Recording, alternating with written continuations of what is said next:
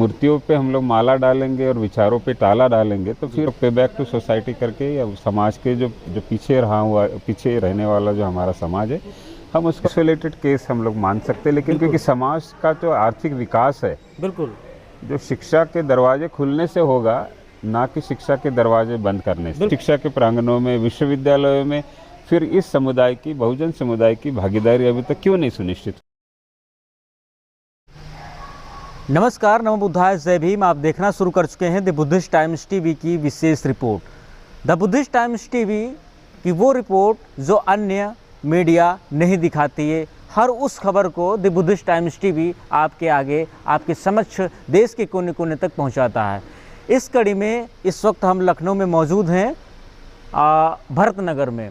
यहाँ पर डॉक्टर अंबेडकर जयंती का नवा दिन जो है मनाया गया, समारोह आयोजित किया गया। इस मौके पर इस कार्यक्रम के जो है विशिष्ट अतिथि के तौर पर हमारे साथ में प्रोफेसर साहब हैं, डॉक्टर नंद किशोर मौर्य जी, जो आप जो है डॉक्टर अंबेडकर विश्वविद्यालय में इस वक्त हैं। तो सर, सबसे पहले तो आपका बहुत बहुत स्वागत है the Buddhist Times TV channel पे। धन्यवाद आपको भी। क्योंकि आप बाबा साहब अंबेडकर जी की कर्म भूमि महाराष्ट्र से हैं, तो जाहिर सी बात है पूरे भारत में सबसे अधिक तेज़ी के साथ में, जोश के साथ में और पटाखों के साथ में और भी इत्यादि जो है हर्षोल्लास के साथ में जयंती मनाई जाती, तो महाराष्ट्र में माना जाता है। उसके बाद में उत्तर प्रदेश माना जाता है। तो सबसे पहला सर हमारा सवाल यही है, डॉक्टर बाबा साहब अंबेडकर जी ने कहा था कि मूर्ति पूजा नहीं होनी चाहिए और ना ही मेरी मूर्ति कभी आप लोग बनाइए, मेरे विचारों पर काम करिए। महाराष्ट्र में हर 14 अप्रैल के दिन लाखों करोड़ों उपासक उपासिकाएं करोड़ों रुपया जो है 14 अप्रैल अंबेडकर जयंती के दिन सर जो है वो उसको उसमें जो है व्यर्थ करते हैं या सही करते हैं। इस पूरे मामले पर आपका क्या सोचना है?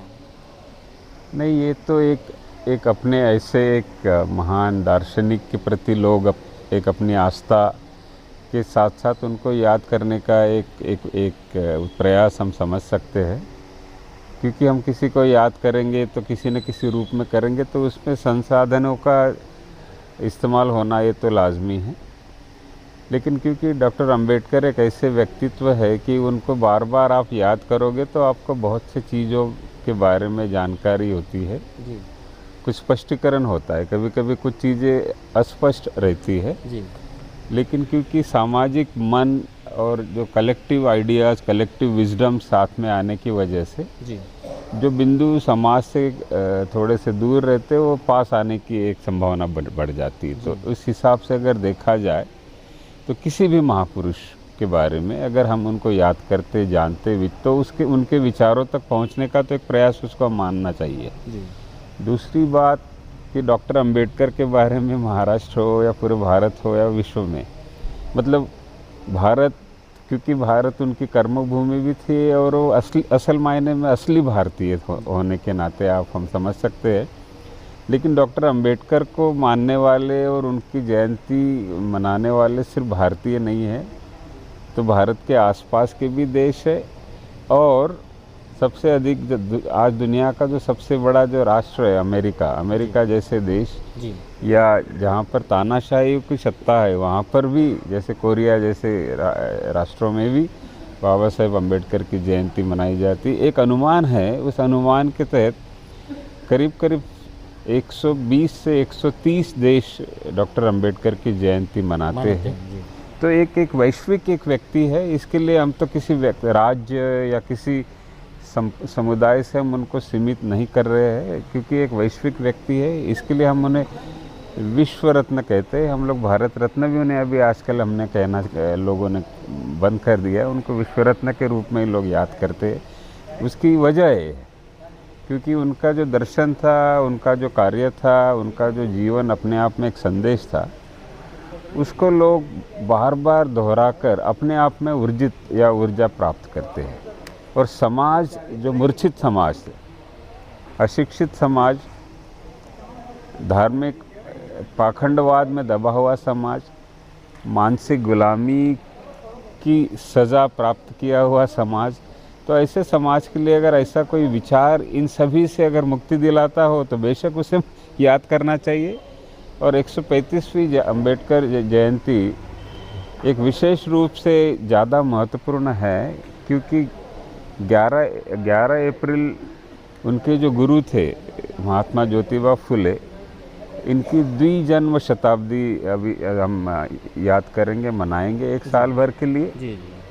और दूसरी बात ये है कि जब विषय भी अगर बहुजन संतों के बारे में, तो काफ़ी ऐसे बहुजन संत उनके ज़माने में थे, जैसे संत गाडगे हो जी। या फिर दीना भाना जैसे व्यक्ति हो जी। जिन्होंने भारत को अम्बेडकर को एक राजनीतिक विचार लोगों के रूप में पहुंचाने की प्रयास करने वाले मान्यवर कांचीराम हो। जी। तो ये जो बिंदु है, इन बिंदुओं को ध्यान देकर अगर हम चर्चा करें तो हमें बहुत से इतिहास के पन्नों भी हमें पलटेंगे और जो भविष्य है हमारा वो हम विचारों में ढूंढने की कोशिश करेंगे। और मुझे लगता है कि अम्बेडकर महा की जो ये पहल है उस मायने में प्रासंगिक है।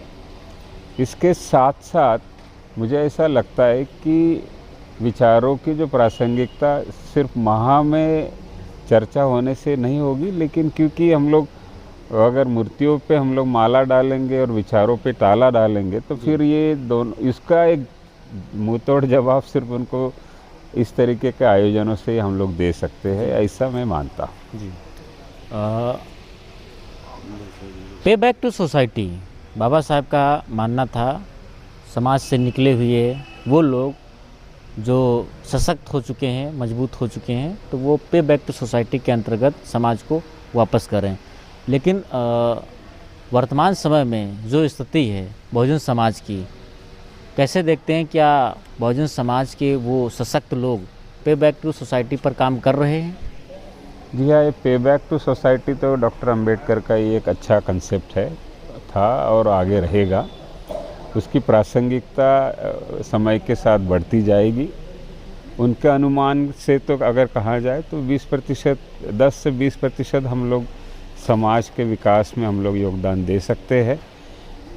मैं उसको एक सकारात्मक रूप में देखता हूँ कि पे बैक टू सोसाइटी का जो मतलब आचरण है वो बढ़ते जा रहा है और उसका एक रूप है कि लोग विभिन्न संस्थाएं उनको हम लोग पोषित कर रहे हैं। उसके साथ साथ जो भारत में जो पिछड़ा वर्ग है, विशेष तौर पर अनुसूचित जाति, जनजाति, अल्पसंख्यक और पिछड़ा वर्ग, इनका जो भरा पूरा जो वर्ग है, उसको ये पे बैक टू सोसाइटी में अगर उनका योगदान अगर बढ़ेगा तो आने वाले समय में नए नए संस्थान बनने में उसको काफ़ी योगदान, उनका अधिक से अधिक योगदान हो सकता है। नए संस्थान बनना, नए फोरम बनना, शैक्षिक संस्थानों की आवश्यकता है, सामाजिक संस्थानों की आवश्यकता है, वैद्यकीय संस्थानों की आवश्यकता है, इसके साथ साथ अभियांत्रिकी संस्थानों की आवश्यकता है। अगर उस तरीके से अगर हम लोग पे बैक टू सोसाइटी करके या समाज के जो पीछे रहने वाला जो हमारा समाज है, हम उसको आगे ले जाने की हम लोग ज़रूर कोशिश कर सकते हैं। और ये विचार हम लोग अगर आगे ले जाते हैं तो हमें लगता है कि पे बैक टू सोसाइटी का जो सपना हमारे पुरखों ने जो रखा था या देखा था, वो हम लोग उसको मूर्त रूप में या धरातल पे हम लोग ला सकते हैं। सर, आज की बड़ी खबर है, ब्रेकिंग न्यूज़ है। केशव लाल एक अधिकारी हैं, तो उनके यहाँ जब छापा पड़ा है तो 100 करोड़ की जो है नकदी जो है बरामद की गई है और बताया जाता है वो शेड्यूल कास्ट से ही हैं। तो पे बैक टू सोसाइटी जो बाबा साहब ने सोचा था, कैसा लगता है कि आज उन्हीं लोगों के घर में जो समाज से निकले हुए और उनके घर में 100 करोड़ रुपए जो है छापा में मिलता है, कैसे देख रहे हैं? समाज कहाँ जा रहा है? समाज के अधिकारी कहाँ जा रहे हैं? देखिए, ये तो व्यक्तिगत रूप में तो मैं कुछ ज़्यादा टिप्पणी नहीं कर सकता हूँ, लेकिन मैं ये भी सच्चाई बताना चाहता हूँ कि समाज का एक ऐसा भी अंग है कि जो 2 वक्त की रोटी के लिए मोहताज है जी।